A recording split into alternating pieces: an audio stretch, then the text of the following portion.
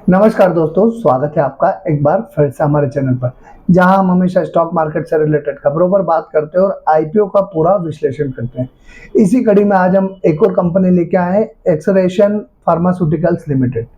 जानेंगे इस कंपनी के आने वाले आईपीओ के बारे में, बिजनेस प्रोफाइल के बारे में, प्रोडक्ट प्रोफाइल के बारे में और इस कंपनी की ग्लोबल प्रेजेंस के बारे में। साथ ही साथ जानेंगे कि आईपीओ में पैसा लगाना कितना रिस्की हो सकता है या फायदे का सौदा होगा। मैं हूं आपका दोस्त राजेंद्र सिंह गोड़। चैनल सब्सक्राइब नहीं किया हो तो चैनल सब्सक्राइब करके बेल आइकन जरूर प्रेस कर दीजिएगा, ताकि आने वाले समय में जो भी अपडेट हमारे चैनल पर आए वो सबसे पहले आप। तो चलिए शुरू करते हैं आज की कंपनी का एनालिसिस। एक्सरेशन फार्मास्यूटिकल लिमिटेड 2012 में एस्टेब्लिश हुई कंपनी जो कि मुख्य रूप से टैबलेट्स, कैप्सूल्स, ओरल लिक्विड और एक्सटर्नल मेडिकल प्रिपरेशन जैसे प्रोडक्ट का प्रोडक्शन और साथ साथ डिस्ट्रीब्यूशन करती है। इसके अतिरिक्त ये कंपनी कॉन्ट्रैक्ट मैन्युफैक्चरिंग फैसिलिटी भी प्रोवाइड करती है, जिससे यह B2B फार्मा सेगमेंट में भी सक्रिय भूमिका निभा रही है।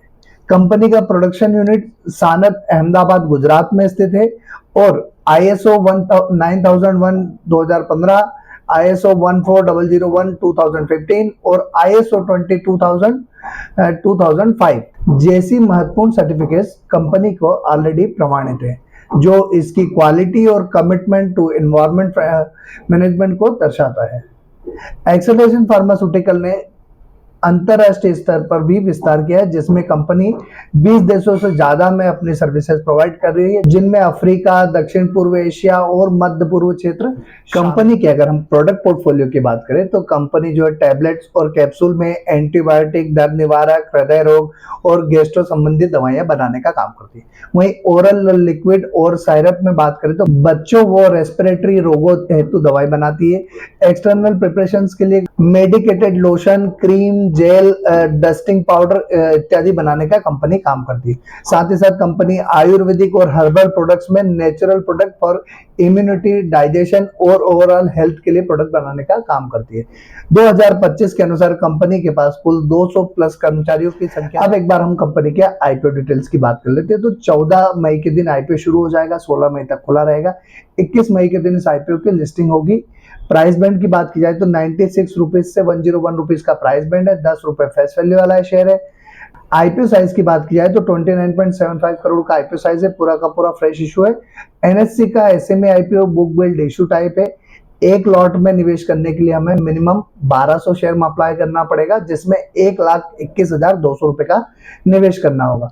वहीं रिटेल का मिनिमम भी यही रहेगा, मैक्सिमम भी यही रहेगा। स्मॉल एचएनआई का अगर मिनिमम इन्वेस्टमेंट देखें तो 2 लॉट के लिए अप्लाई करना होगा, 2,42,400 रुपए के लिए।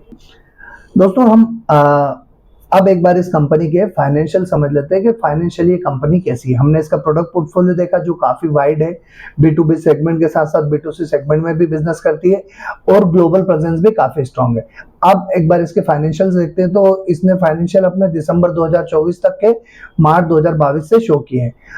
असेट्स की बात की जाए तो 17.74 करोड़ के असेट्स है मार्च 22 की, 20.58 करोड़ की मार्च 23 की, 27.05 करोड़ की मार्च 24 की और 39.99 करोड़ की दिसंबर 24 तक की कंपनी के असेट्स है। वहीं रिवेन्यू की बात की जाए तो 22.58 करोड़ की मार्च 22 की, 29.53 करोड़ की मार्च 23 की, 33.94 करोड़ की मार्च 24 की और 35.75 करोड़ की मार्च दिसंबर 24 की इसकी रेवेन्यू है।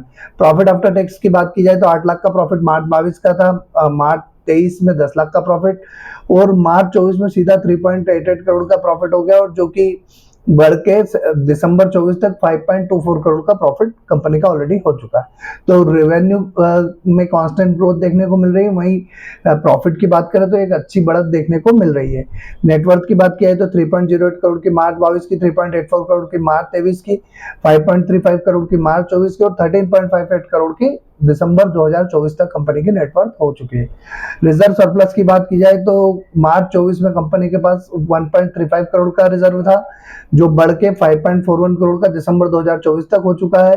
बोरोइंग की बात की जाए 7.61 करोड़ की मार्च 22 की, 8.47 करोड़ की मार्च 23 की, 13.48 करोड़ की मार्च 24 की और 13.79 करोड़ की जो बोरोइंग है वो दिसंबर 24 तक कंपनी ने कर रखी है।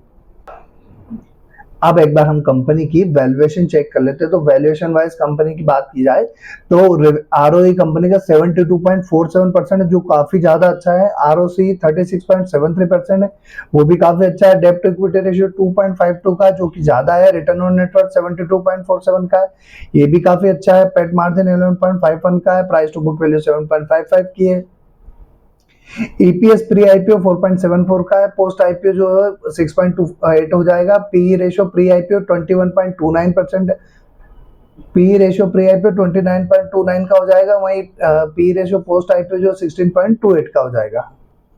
अब एक बार हम इस कंपनी का आईपीओ लाने के पीछे का ऑब्जेक्टिव देख लेते हैं। तो इसको 26.97 मिलियन का उपयोग जो है company purchase of new equipment और मशीनरी के लिए करने वाली है। साथ ही साथ capital expenditure to upgradation of existing manufacturing facility को अपग्रेड करने के लिए 46.56% मिलियन का फंड यूज करने वाली है। रीपेमेंट प्रीपेमेंट के लिए 9.92 मिलियन का उपयोग करने वाली है। और वर्किंग कैपिटल रिक्वायरमेंट के लिए 146.80 मिलियन का उपयोग करने वाली है। कुछ फंड जनरल कॉर्पोरेट पर्पस में यूज करेगी। ओवरऑल अगर हम देखें तो ग्रे मार्केट की इसकी डिमांड देखें तो 7% के आसपास की इसकी ग्रे मार्केट प्रीमियम आ रही है। दोस्तों कभी भी जीएमपी किसी भी आईपीओ की, हम पहले भी कई बार बात कर चुके हैं कि जीएमपी किसी भी आईपीओ को लिस्टिंग गेन का सिर्फ एक एस्टिमेशन या एक अंदाजा देती है। ये परफेक्ट फार्मूला नहीं है कि जो प्रीमियम दिख रही है वही आईपीओ में या स्टॉक लिस्ट होगा। ये मार्केट के डिमांड और सप्लाई के अकॉर्डिंग चेंज होता रहता है। तो इस आईपीओ में क्या करना है वो हम समझते हैं। उससे पहले अगर अभी तक चैनल सब्सक्राइब नहीं किया हो तो चैनल सब्सक्राइब करके बेल आइकन जरूर प्रेस कर दीजिएगा।